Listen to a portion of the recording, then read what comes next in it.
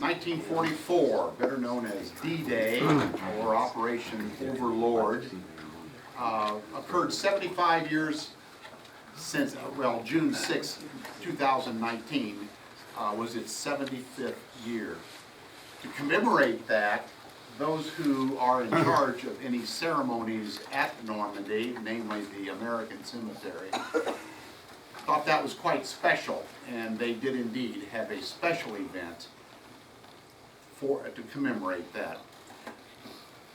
Stephen Ambrose, many of you know, is a World War II historian, God rest his soul, and has written several books. And I think the World War II Museum in New Orleans is dedicated to him in one fashion. They put together their travel agency, his family has a travel agency in New Orleans, put together a package tour to Normandy for those who may want to go. The CAF headquarters was offered 70 slots or package tours, and it filled up quickly. 5 from this unit went. Gary Stewart, Chuck Hake, Bill Howey, Jim Neese, and myself. June 1st through the 10th, it was a 10-day tour. And of course, right in the middle would be June 6th. We left on July 1st, I keep saying July, Independence Day. June 1st, and arrived in London on our second day. We got checked into our hotel, and buses picked us up around noon and drove us down to Westminster, the heart of London. Let us off there, and we walked a couple of blocks to the Churchill War Rooms that afternoon, second day. This is where Churchill met with his staff, military and advisors, to deal with their involvement with Germany at that time. This is his seat back here. Many of you have seen movies. The Darkest Hour, I believe, is a recent movie. If any of you saw that, that chair would have real significance because that's where Churchill sat with his advisors and military generals. That evening, we had a cocktail hour where we all got to meet each other, all 70 of us, by the way, all slots were filled. And one of the gentlemen there was a Dave Hamilton, retired Lieutenant Colonel Dave Hamilton. Dave is the only surviving pilot of the Pathfinders. The Pathfinders is an element of the airborne divisions that are dropped a couple of hours prior to the main body to, if it's at night, put up lights or flares to guide the main body into their drop zone. Dave is 90, I meant to change that. He's 97 years old. Okay. And sharp as a tack. As sharp as a tack. By the way, Bill and Gary, speak up. And this is not a formal presentation to the extent. Ask questions along the way if you wish. I want to comment a little bit about Dave. Dave, as they're saying, was sharp as a tack. He had a wheelchair and he had a handler. But he didn't need the wheelchair often. And so the handler got very tired of wheeling Dave around and asked me if I could babysit him at the bar in Cherbourg at our hotel. So I said yes, I would do that. And so I went down to the bar, and Dave knew me, and I sat down and he had a drink. I said, "Dave, what are you drinking?" He said, "Vodka. I'm drinking vodka." He's 97. And so I said, "Well, I'll have a vodka too." And he said, "Make mine a double." And I said, "Dave, how many vodkas can you have in a day?" He said, "I can have 3.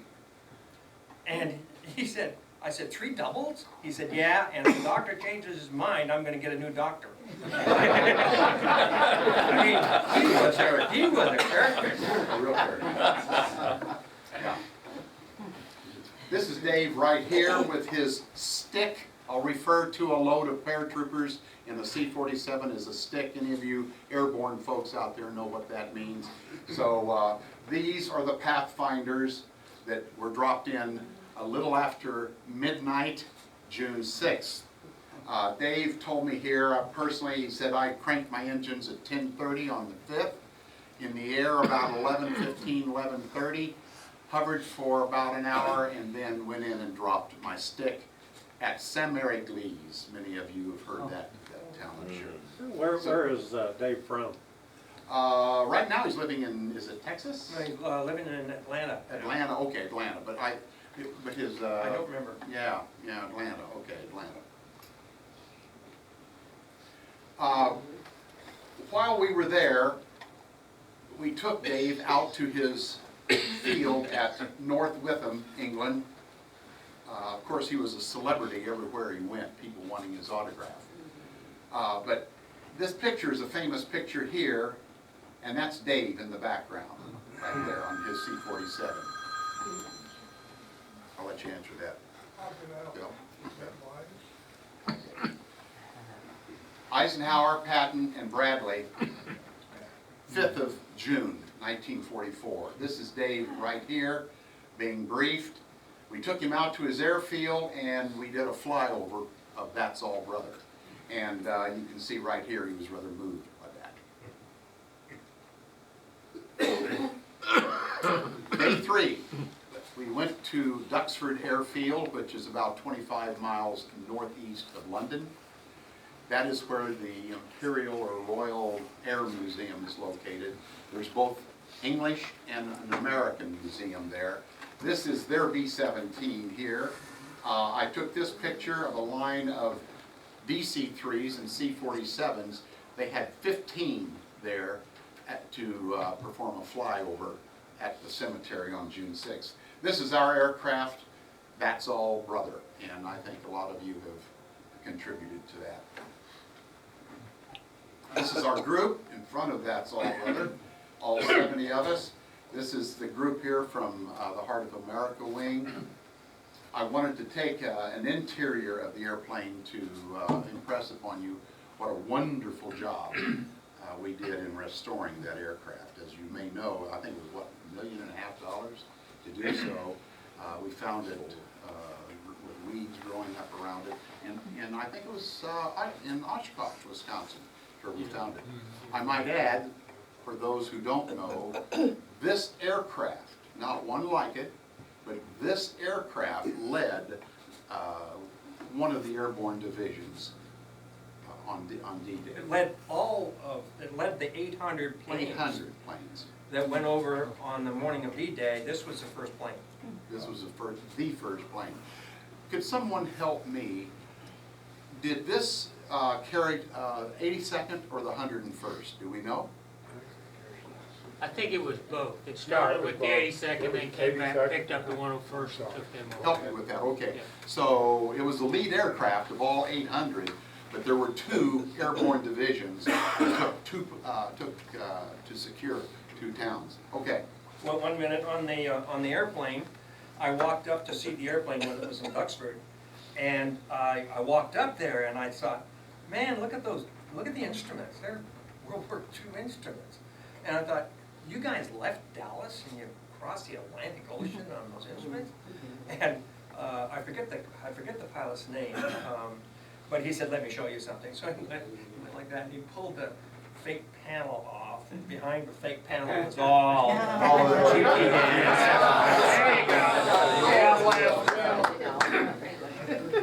Wow. But you can see it's immaculate on the inside. Job well done. Bill, I'll let you talk about this. This is the American Memorial at Duxford, and what it is 52 panels of glass panels, and each of the panels has a indication of an airplane, a fighter, a B-17, a P-51, and so there's 7,100 of these small little airplanes on it, and the panel just stretches all over. And you just sit there and you're struck by the awesomeness and the loss of life of the pilots. And they're just American. I don't mean just American, that's not what I meant, but just the American pilots. And it just stuns you, it makes you, Just aircraft American that flew out of England. yeah. Now remember, the 15th was in Italy. How many of those were shot down? So there was a great sacrifice of aircraft and air crews, of course. Day 4. We start out on our trip south to Southampton. First thing we did that morning was go to Uxbridge, England, which is a little town just on the outskirts of London. It was here that the Battle of Britain was run. The Battle of Britain was exclusively an air campaign, and it was about 1941 when Germany was bombing the heck out of England, and they had to resist it. And they did that by digging a tunnel underneath 60 feet down, and this war room right here is where it was run. This is a artist's rendition of what it looked like at that time.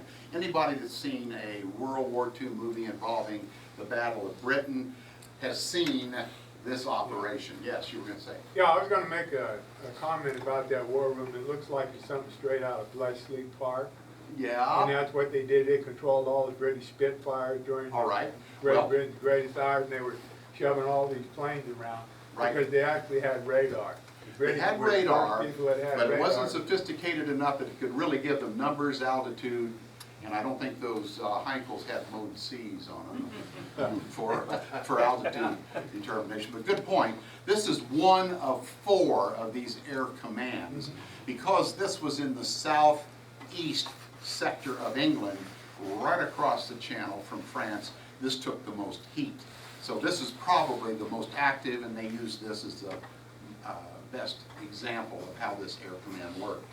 What happens is that it was run by observers, radar yes, but principally by observers, scattered throughout the country but concentrated along the east coast of England.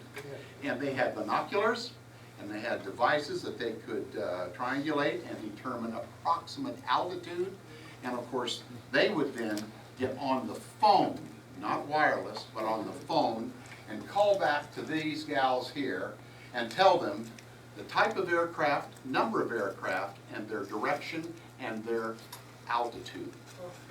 They Now- also had listening devices, so they got to the point that they could tell what kind of aircraft they were from listening to the listening devices. If it was an overcast, they could tell, obviously, I guess, a Heinkel 111 from a ME 109, but nonetheless, the type of aircraft they could tell by ear.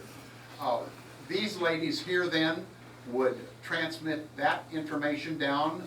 These gals were all wearing, you can see, headsets and a microphone. They would repeat back. These folks up here would make the decisions on what to do. So it was kind of a two-way system here.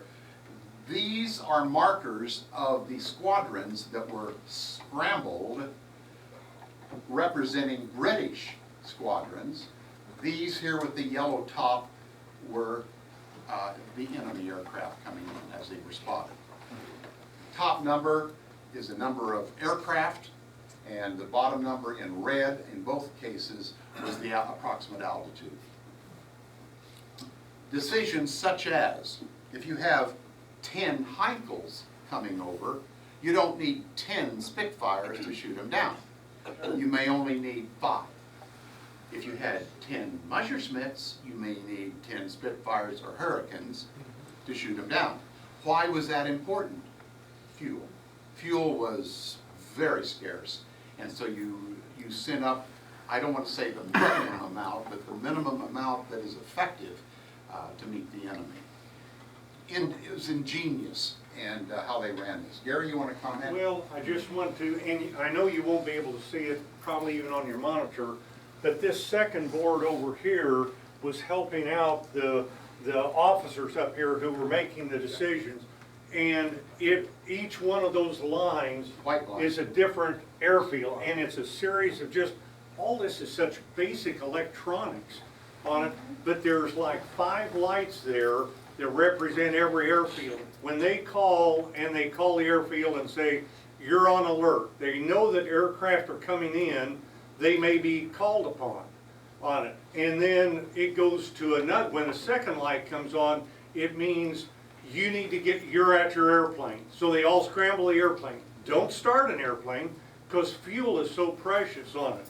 And then they say, okay, when they get another signal, then you're to start engines, no taxi, but you just, everybody start engines, they're ready to go whenever, and then they get a signal to take off, you know, on it. But it's all, and that was part of the whole strategy that made the victory was Germany, every place they get hit maybe by 5 guys coming in on them, but those guys are using up, well, now the guys that are attacking them, if there's something that are mobile, they're using up a bunch of fuel in the dogfight, and as soon as these guys peel off, they've already sent up a second group, a little group, but another group that's got full tanks, and they start attacking them. So they're just blowing them out of the sky.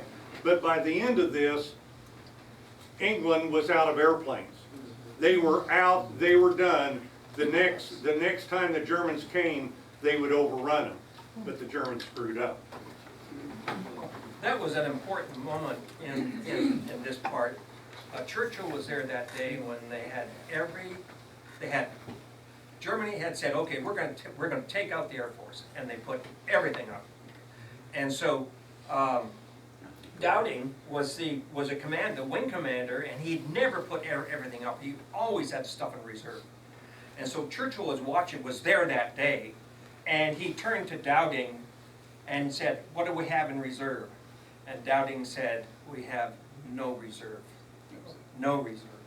And that's the day that Churchill wrote the never in the history of human endeavor have so few done so much for so many. That was that night, that afternoon he wrote that.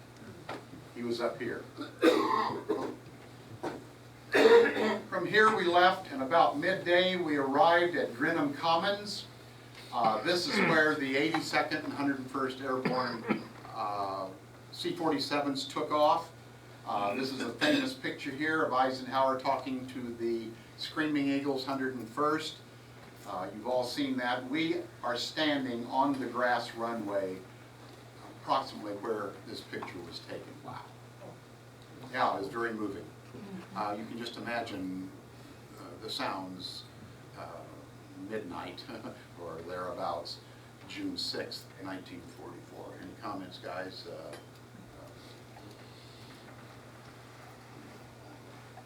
It was on to Southampton. This is not a museum, this is where we stayed. Very nice. The accommodations were superb. I'll bet. Yes. 0400, we were up on buses so that we could be at the docks by about 8 o'clock, between 7 and 8, to catch this ferry across the channel out of Portsmouth. And en route across the channel to Caen and its port. I took a picture of another ferry that was just like ours going the opposite direction to give you some relevancy to what it looked like. We were able to put our commercial bus on the ferry with us. What did it take? 3 hours, 3.5 hours to get across the channel? 5 drinks. 5 drinks. Hour and a half.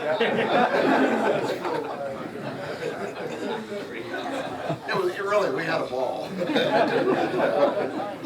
We left Portsmouth right here and came across to the port at Caen. Disembarked with our bus, got on the bus then took us all the way up to the tip of the Cherbourg Peninsula to the town of Cherbourg, and that's where we stayed during our entire time in Normandy. This is our hotel room over here, overlooking a little inlet. It was beautiful. June 6th, the big day.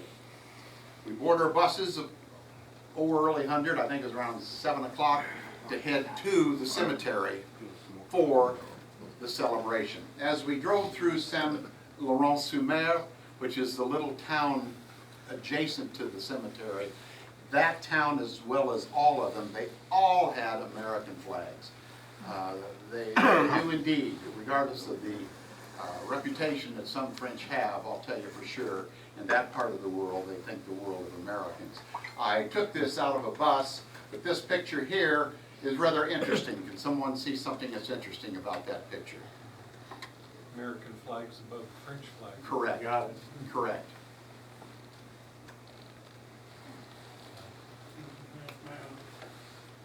D-Day ceremonies at Omaha Beach. They started about 11 o'clock. We all arrived and walked around the cemetery.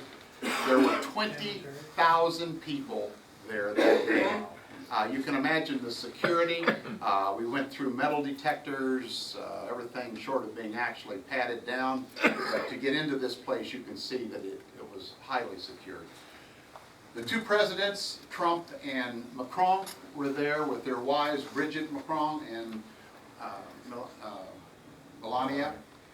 And they both gave speeches. It was rather impressive, their entry into the event.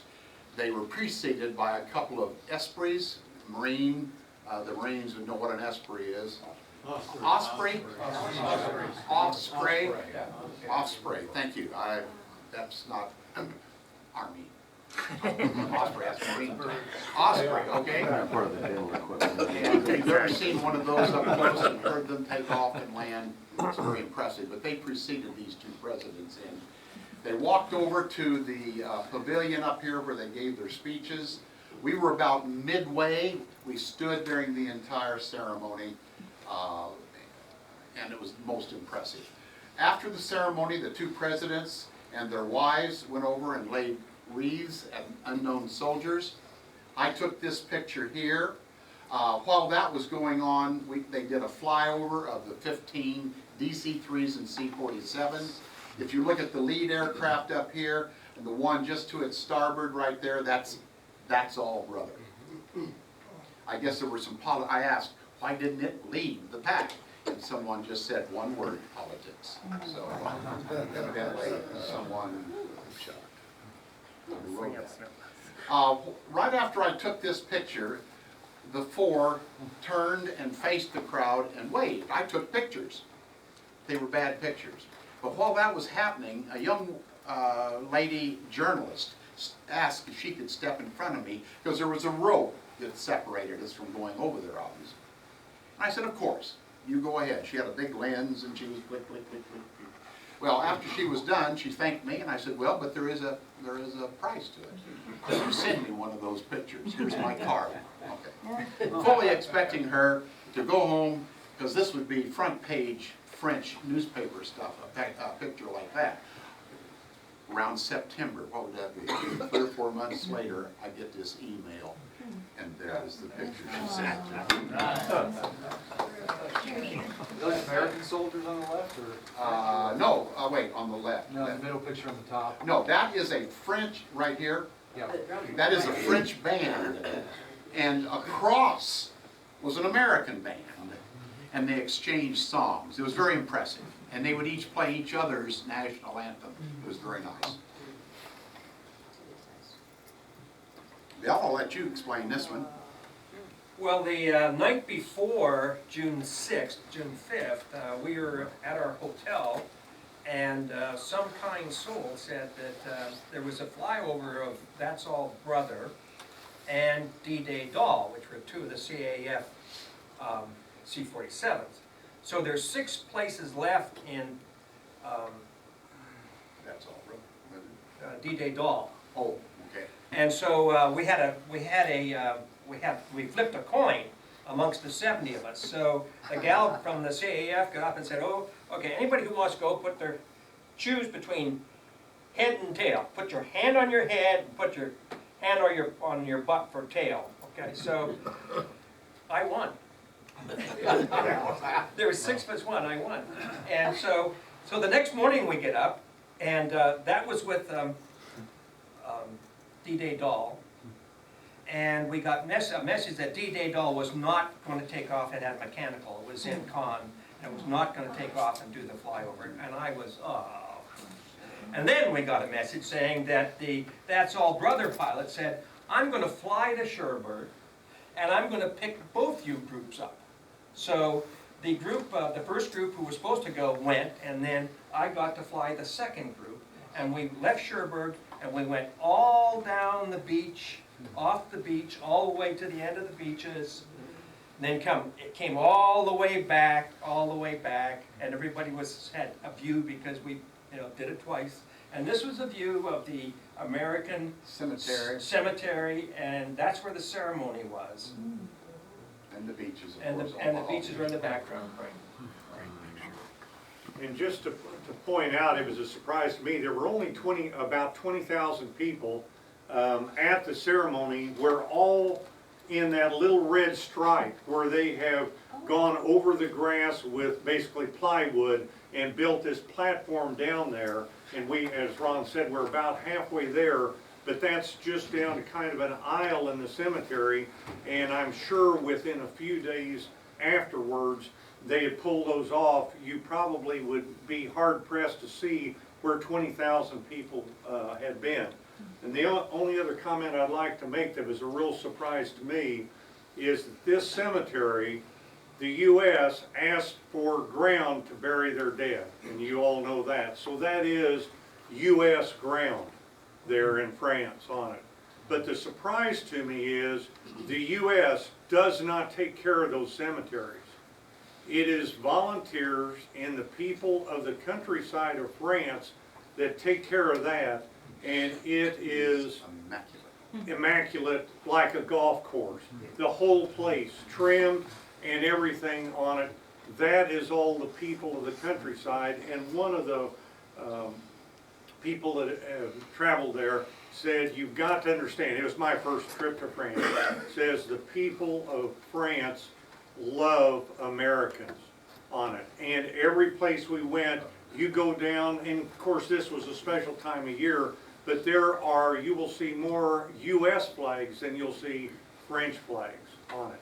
They still honor the Americans that sacrifice so much for them. And he said, you get to Paris, not so much on it there. But as far, don't judge everyone in France by the reception you might get in Paris. I thought I'd introduce the next few days, day seven, to give you an idea as to what constituted the invasion beach. Here's Cherbourg, where we stayed. And starting here, Utah, Omaha, Gold, Juno Sword, and Band were the invasion sectors. The U.S. forces went in at Utah and Omaha. British and Canadian forces went in at Gold, Juno Sword, and Band. The two cities that are significant, that are inland about 5 miles, is Saint-Mary-Église and Saint-Marie-du-Mont. These were two cities that were at the junctions of critical roads into the Utah Beach area where the Germans would resupply if they held those towns. So the 82nd Airborne went into Saint-Mary-Église and the 101st jumped in to Saint-Marie-du-Mont. Now down here at the other end is a significant town. Ouistreham is right here by the Caen Canal and Orne Canal. I'll get there in a minute, but that's where Pegasus Bridge was. Equally important as far as resupplying the Germans. So it was important that in the early hours we secure that bridge as well, and that's where I'll end the talk, is down at Pegasus Bridge. Is there a Canadian and British cemetery as well? Yes.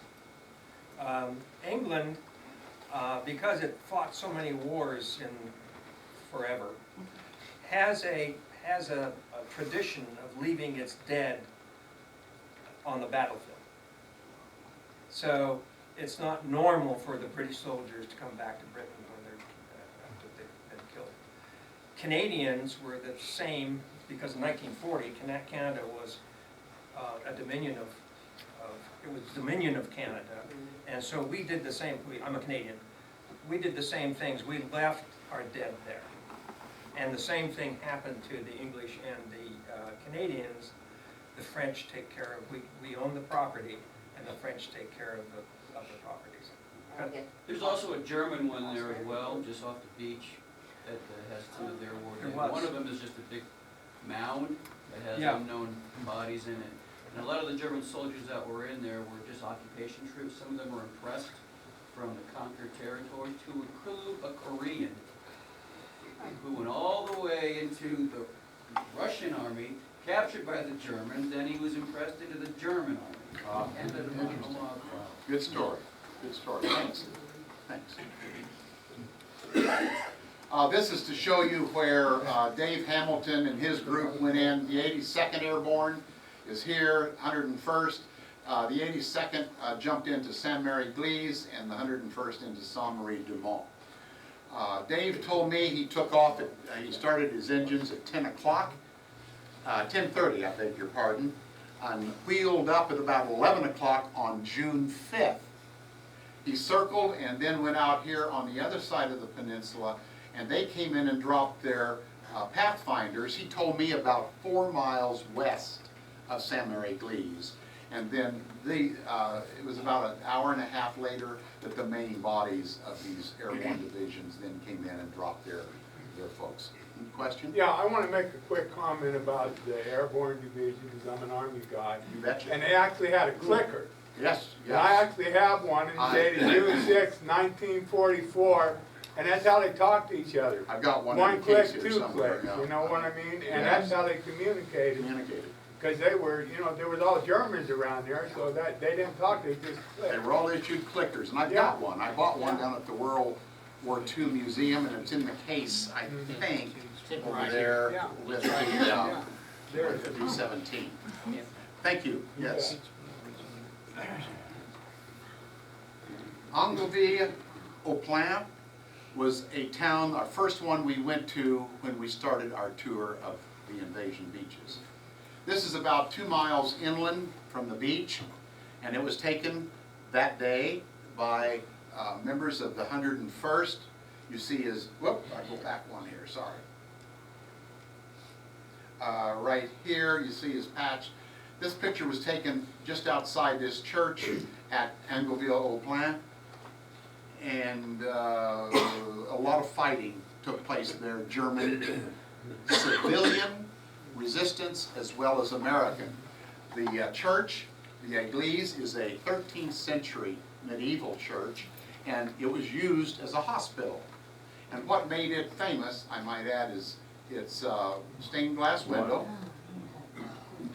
And these two gentlemen, these are the heroes of the town. Robert Wright and Kenneth Moore. They were two medics. They were both, I believe they were both privates that were medics. They treated 80 patients that day, U.S. military, civilian, and yes, German soldiers. For that, they both received the Silver Star of Valor.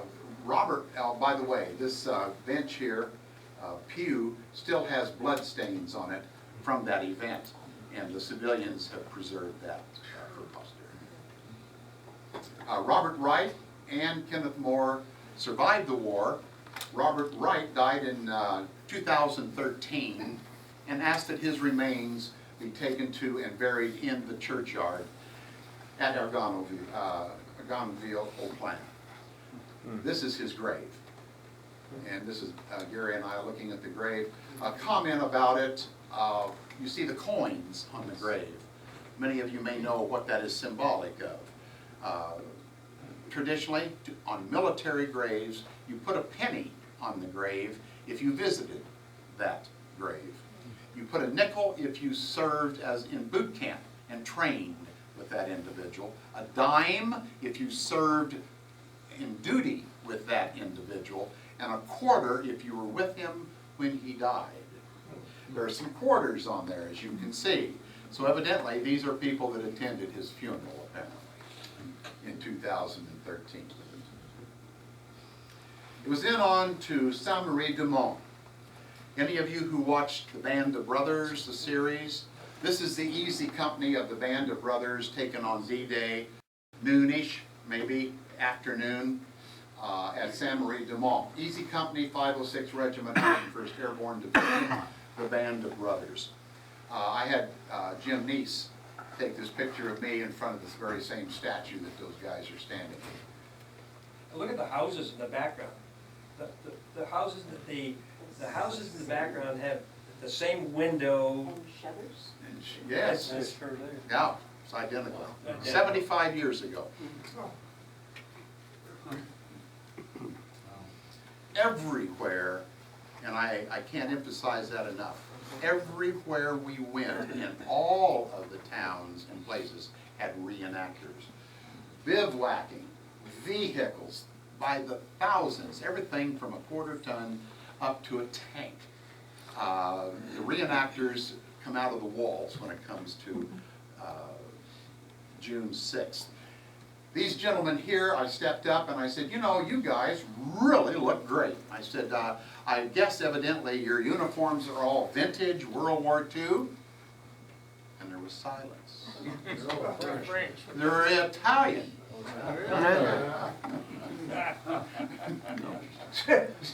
Yeah, they love it. The men were Italian or the uniforms were Italian? The guys were Italian with American uniforms I on. understand that. Yeah, did you understand that? They were Italian wearing American uniforms of the 101st Airborne. All right, Yeah? I intercede that most of those vehicle owners over there belong to the Military Vehicle Preservation Association, which is a worldwide organization. Thank you. And they have, a lot of them come over for some of our things during the year, and a lot of our people go to those events also. Tim, you would be more than impressed if you were there. The vehicles and I didn't go there last year, sir, but I've been there before.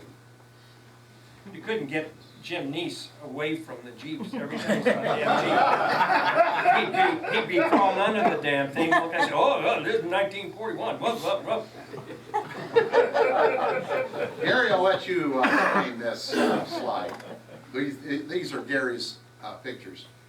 Well, there's an abundance of different places that we went. This is a church that we were in, and near the door of the narthex on it was this picture that they had permanently there, World War II service, American men there, and of all those men, there was a group gathered around there, and an old gentleman that you assumed was a World War II vet that was getting around, but he had family members around him. And so after they started moving out, I got a hold of one of them and said, why were you looking at the picture? And the man that was with them is the man that's in this picture. Sorry. He disappeared as soon as, Damn, he's Italian. one more forward. He has a leather band across there, it's easy. But that's him, and I went outside after he had gotten in his car, and then he's shaking hands with a little boy in the crowd. But it was just a real special moment of World War II veteran back to the spot where he was in a worship service during the invasion.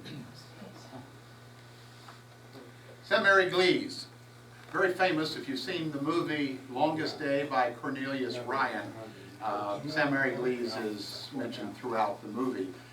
Again, one of the critical towns to be taken because it was at the crossroads of highways that would aid the Germans. I don't know what happened to this slide here. It must be the computer is doing something squirrely, but as it were, the 82nd Airborne jumped into St. Mary Glees. They were taking a lot of heat. Not only the main body, but I talked to Dave Hamilton. I said, did you take much heat when you came in? You were the first elements in there. I assumed element of surprise. He said, on the contrary. He said, as soon as they heard engines, they put their 88s, machine guns, and small arms fire in the air, and he said it was like the 4th of July. So, by the time the main body got there, you can imagine what it was like. And a lot of them dropped their sticks before the landing zone, and unfortunately, late after the landing zone. A lot of them jumped into St. Mary Glees and were dumped right on top of the town, and they were landing in the square here, and the Germans were shooting them before they could get to the ground. Private John Steele, this is his picture. This is a mannequin and a parachute hanging on the church, If you saw, again, the movie, Longest Day, you'll know the significance of that. His parachute got hooked up on a spire, and he hung there throughout the battle, and obviously survived the battle. I think I did his bio. John Steele died at age 56, so he survived the war and went back on a number of occasions, and I have YouTubes of the celebrations when he went back. If you saw the movie again, Red Buttons played the role of John Steele and hung there throughout the battle. This is the window inside St. Mary Bees. Pont de Hoc. Pont de Hoc was about midway along Invasion Beach. What made it significant is there were 4 155 artillery pieces in place there, and that had to be taken out because those artillery pieces could easily reach our ships. As you can see here, this is a picture I pulled off the internet. You can see B-26 the day before, because the day of it was overcast, but this is the day before, and you can see down here that they pretty well took care of Pont de Hoc, and here it is today. You can see the remnants of the craters there, bomb craters. It was important, we took this picture here, but it was important that that be taken, and it was up on high cliffs, and the only way you could do it would be to scale those cliffs to get up to it. So the Alpha and Bravo companies of the 2nd Ranger Battalion, which was organic to the 1st Division, number 1, Big Red 1, they were the ones that hit the beaches and scaled these cliffs. They used an explosive in a tube to blast their grappling hook up onto the top, engage it, and then went up on the rope. Now, look at all the gear they have to carry, coupled with the fact that even though the artillery pieces were virtually neutralized, there were still a lot of Germans with rifles. And can you imagine climbing those cliffs under fire? So real heroes indeed. The first wave of Rangers that went in, there were 225 Rangers. Afterwards, it was reduced to 90. Now that's casualties, killed and injured.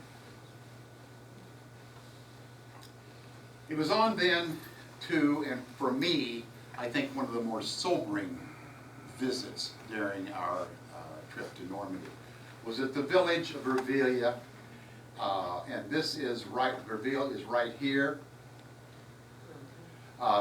Saint-Laurent-sur-Mer is right here at Easy Red sector of Omaha Beach. There were 3 cities in Colville-sur-Mer was another town that was to be taken, but we visited Vivien-sur-Mer. This, between Charlie and Dog Green sectors, this was the part of the beach that took, as I understand it, the greatest heat. The Germans were ready, and they were armed, and they delivered effectively. They had a machine gun called the Maschinengewehr 42, which is machine gun 42 in German, MG 42, which is a machine gun that could deliver 1,550 rounds a minute, or 25 rounds a second. The report of that gun was not a bop, bop, bop, bop. It was a horror. Not unlike the Gatling gun on our A-10 aircraft. This picture was taken at Charlie Sector on the morning, 06:30, June 6, 1944. This is Jim Neese and me standing right about there. To get to the beach, we walked down through a ravine to the beach, and D-Day +1, these soldiers are walking up that very ravine where we were visiting. Just Want to say a little, something? yeah, a side note on the machine gun. You all know that, well, the people that reported that when they woke up and looked out towards the sea, they could not see water beyond the shoreline, that out towards the horizon, everything was black with ships on it. It was just, they couldn't understand what was going on. And obviously they unloaded here trying to soften the beach as much as possible. But the machine gun emplacements as well as the big guns, but they had so much concrete and rebar so thick that even our big guns, when they would hit it, they would just chip off some of the concrete. They did damage just because of the concussion of that, eliminated some crews inside on it, but as far as destroying it, even if it was a direct hit, it would just chip off that concrete, and when we would see the emplacements, it was unbelievable. Yeah, you'd see a pothole in it, and the other part of their tactic was, you would think if they're protecting the sea, I would have set it up to where you could machine gun out. They did not do that. They turned everything 45 degrees, but the guys coming in were always in crossfires, and their slot, even what they were shooting out, was never open to a direct hit from the ships coming in on it.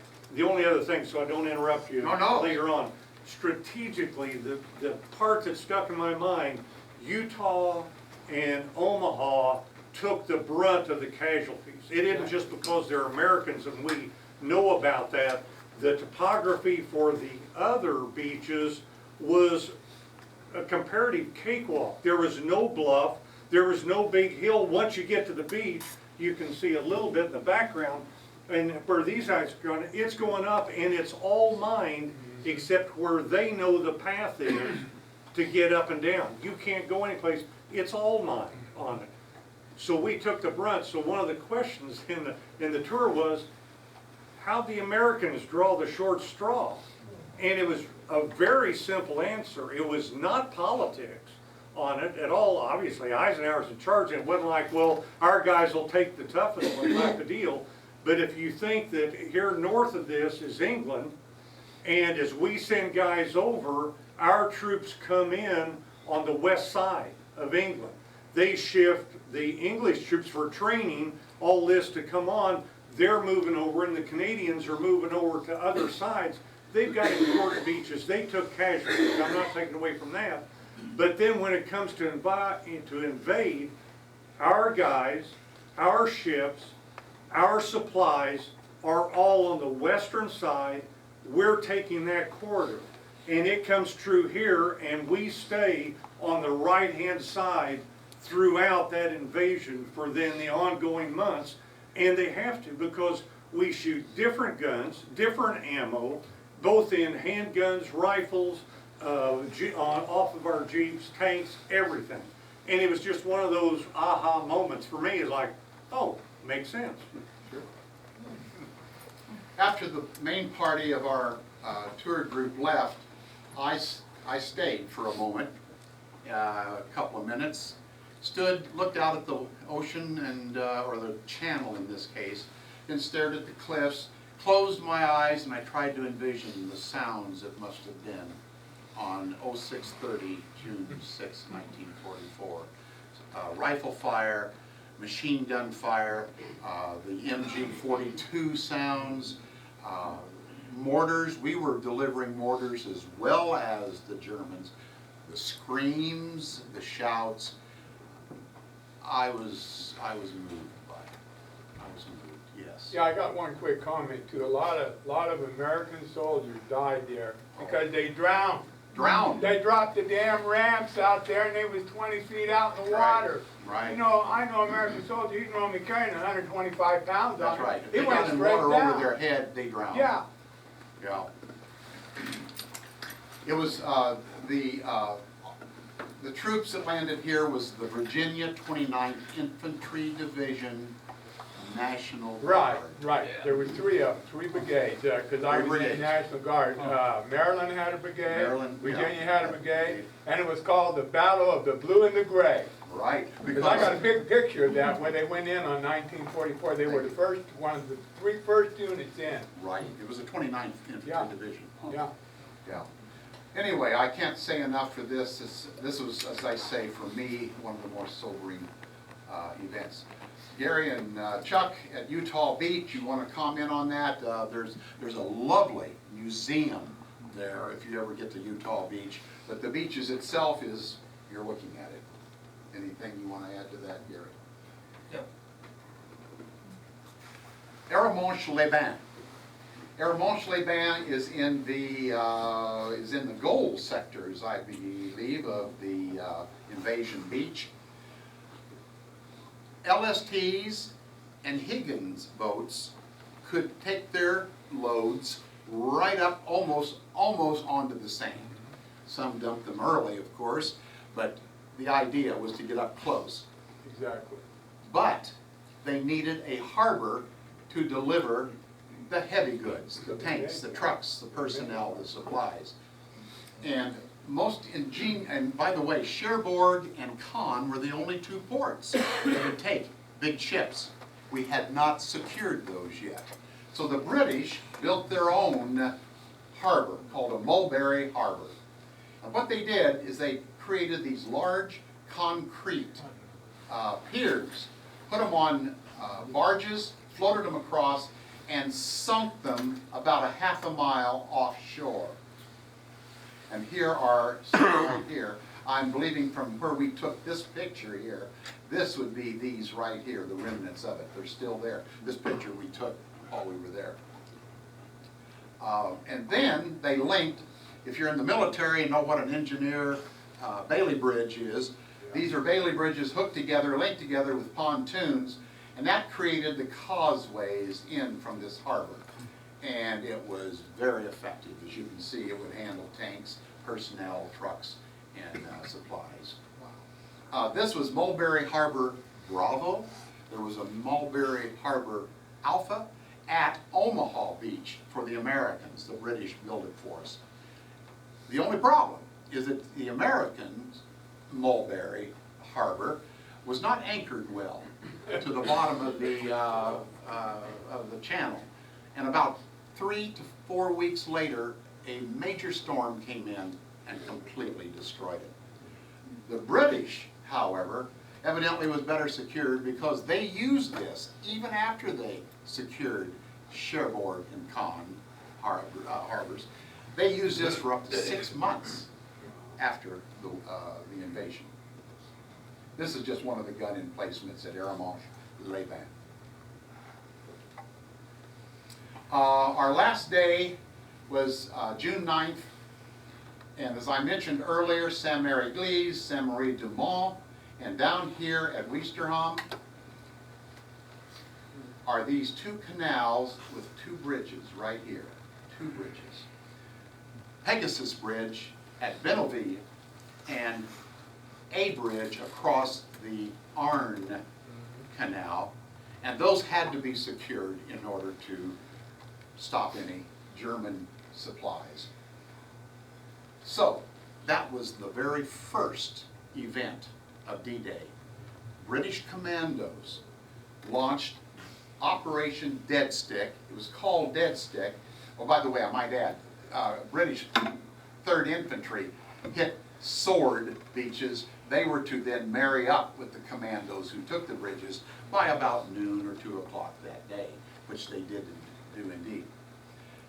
Operation Deadstick. This is an artist's rendition of what happened. There were 5 Halifax bombers that towed 5 gliders, each glider carrying about 20 men.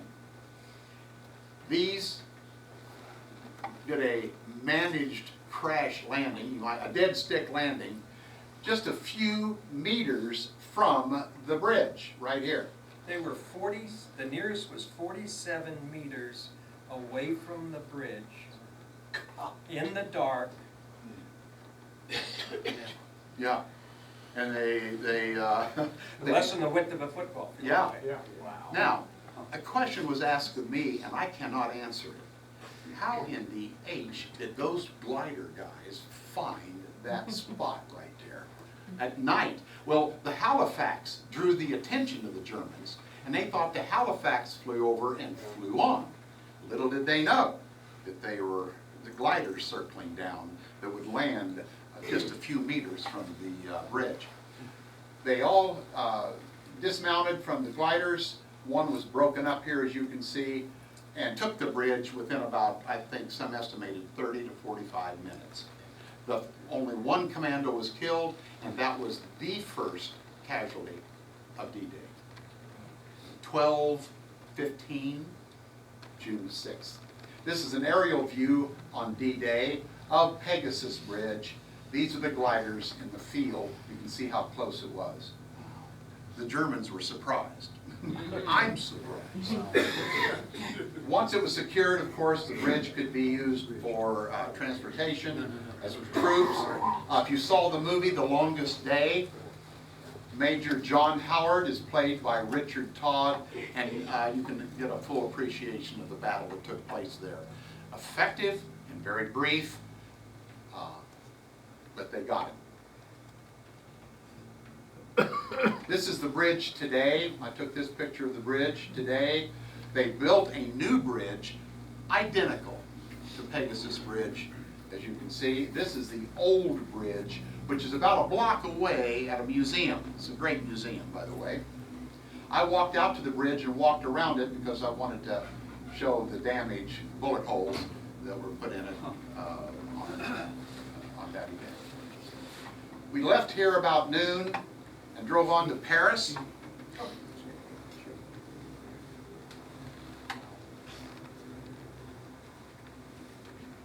Hello. It's not a glider run. Oh, that's not a glider. Took me by surprise. Okay, we went on to Paris. We got there about 4 in the afternoon. Some of us went out on the town that night. We got on a boat around the Seine in the Ile de Cité, where the Notre Dame Cathedral is, and you can see that it's being repaired. That evening we had dinner at Les Deux Magots. When Cheryl and I go to Paris, we always try to at least spend one evening at Les Deux Magots. Les Deux Magots means 2 clergymen, 2 priests, but it's an old bistro in Paris, frequented by many of the French philosophers, and Hemingway liked this place.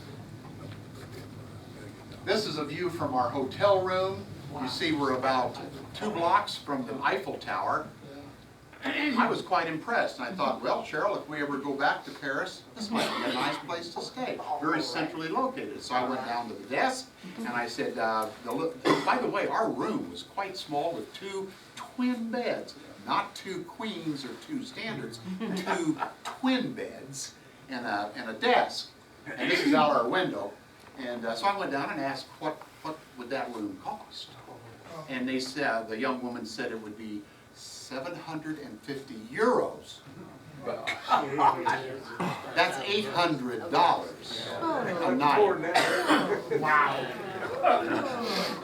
Until late, I don't think so. But euros, Is it gone up? well, I don't know, it runs about $130. 750 euros. What it Yeah, costs to so, stay there. yeah, you're talking about over $1,000 for that room. The end. Thank you. Thank you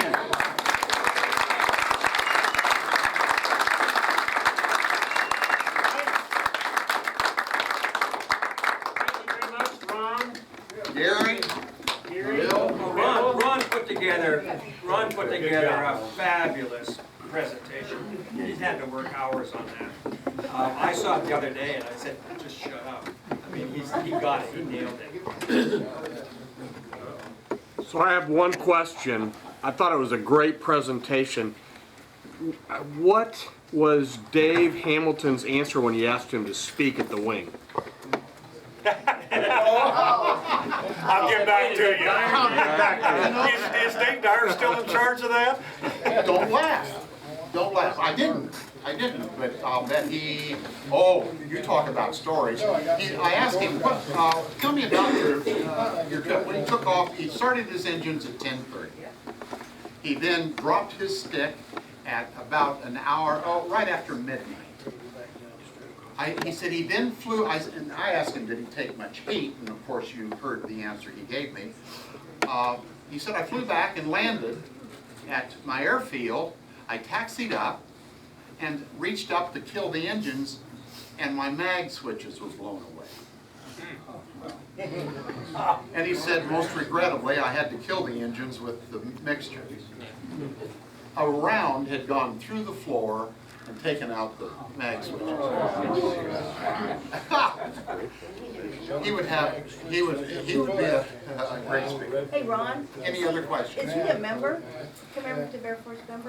Yes, I Oh, believe he he is? is, yes. Honorary. Honorary, Well, okay. yes. Had just a quick story. I graduated in 1980 from Southwest Missouri State, which is now Missouri State in Springfield, Missouri.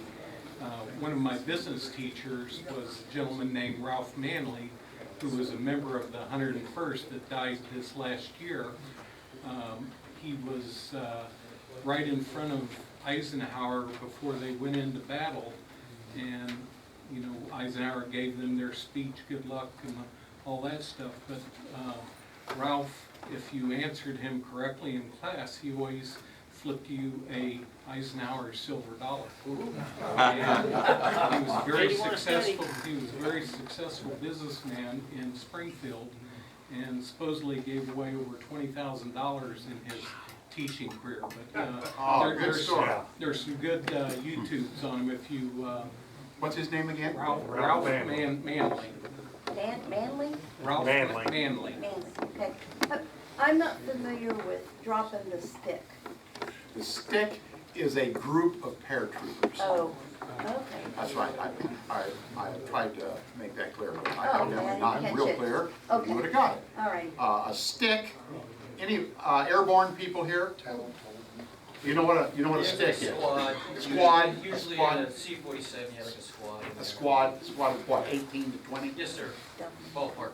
ballpark. Yes, sir. And that group is called a stick. Okay. So Dave would always talk about dropping his stick, which was, for the Pathfinders, was about 4 miles west of San Mary Trees at about probably 12:30, 1 o'clock, June 6th. Any other questions? Yes. Where were there, in the movie The Longest Day, they showed a diversionary drop of mannequins with Yes. fireworks. Where were those I dropped? don't know. I don't know. Okay. So can anybody help me where that was Are you done? talking about the conversion, right, to make the Germans think they were gonna land? Right. at Well, I know there was a lot of, Calais, that Calais, they. Was it near Calais? Yeah, Calais, Okay. before the Calais, I and can that's pull where that the back up, Germans but that's up a thought they little were further. gonna invade. yeah.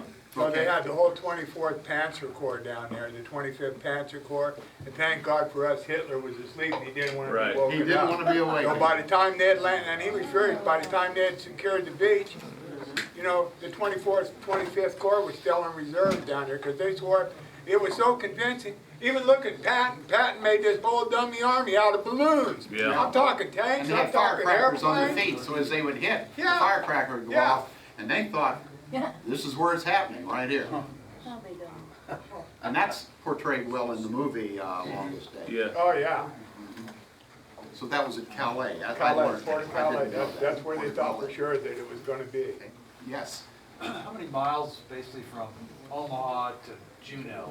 Like 50. 50 miles, so. And the American sector, Utah Beach alone is about 5 miles. Thank you. Another statistic, 10,000 casualties, Allied, British, and Canadian. Of the 10,000, 6,500 casualties were American. Of the 6,500, roughly 2,500 were killed in just a few hours. If you've never been to Normandy, you go to St. Mary's Lee's Chapel, make sure you go inside, because all the stained glass windows tell the story of D-Day. They're not the typical religious symbols that you see on stained glass windows in churches. And it shows all the airborne divisions, all the different windows and stuff. The people who take care of our grave, the cemetery, when those people die off, do you think their descendants Offspring? will continue? Yes. I do. It's school groups. Because right now, it's the offspring that's doing it. Yeah. Probably second generation There's now. pictures of Okay. it, they school groups, they take school groups out. Take school groups out there. Okay. 6-year-old, first graders on up, go out, Okay. plant Yeah. flowers every Great question. week, flags up. Thank you very much. I I appreciate it. I was just reminded one tidbit when Ron showed that last slide. There was Danny and Kitty Getterman, who are from the Kansas City area, that had signed up for the trip, and they joined us in the back of the bus. As you might imagine, our group was in the back of the bus.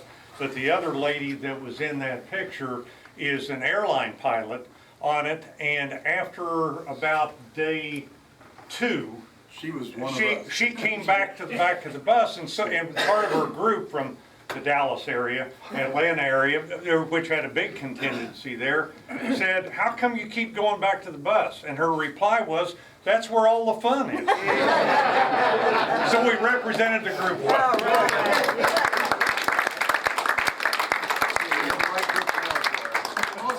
Thanks for indulging us, but we did have a wonderful time.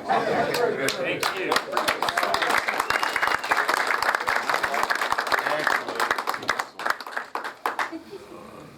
Alrighty, just a reminder, Jim Stella's looking for help on the PT-19 if you want to get a hold of him. We need tables and chairs set up for lunch here in just a moment. And if you're the last guy leaving, make sure the door is latched and locked before you get out. With that, anybody else have anything? What? Since we're doing the Iwo Jima presentation, I think you said in March, is that correct? Dave Dyer. Iwo Jima is March? That's my goal. Yeah, okay. There's an obscure historian talking about Iwo Jima at the Kansas City Library on the 25th of February. That would be me. Oh, really? Paid political advertisement that I'll be going through, you know, as an academic and a former Marine talking about that particular battle. One that you were at, sir, I'm sure you can provide a commentary. And also, I got a call from Nat Geo to serve as a technical advisor. They're doing a special on the 8th Air Force. So I've already previewed 2 hours of it. Yeah, and they had like a B-29 and they were saying B-24, you know, basic stuff like that you need to be schooled on. When that gets aired on Nat Geo, I don't know, but I'll let you know. So you can watch that, Please. Put it in the newsletter. Yeah, put it in the newsletter. When Which library building? The 10th Street Library downtown. Okay, downtown. Down there. They have a great, if you don't know, they've locked in with Fort Leavenworth, the history department up there, to have actual, you know, historians come in and give lectures on military history and commanders. And so they do one about every other month or so. So I just checked that library listing to see what they have going on. I just happen to be the schlump that they tapped into for that one. Hey, John, what's the date again? I think it's the 25th, but don't quote me on it. If you look, yeah, February. Click on their website. Yeah, they have their website, they put the mailer out and stuff like that. But many of my colleagues give those presentations, and you're getting it from, you know, world-class, not me, but them, world-class scholars who really know their business. And on the Nat Geo thing, I'll let you know if I hear anything from them on when the dates that will be coming out. Like I said, I was just editing their stuff for them. But it should be a lot of fun. There's some pretty good footage in here that I had not seen before myself. So with that. Thank you. Yep. And one more thing to add on to that. This month at the Kansas City Downtown Library is a presentation on the 28th. So it's just this month's presentation, and it's about, part of it will be about the Great Escape from Stalag Book 3 and other things. The title, I think, is Escapes and some Rescues, so, but with emphasis on Great Escape. 28th down the Downtown. 10th Street Downtown Library. Library. Anybody else have anything? All righty, thank you very much. Let's have lunch.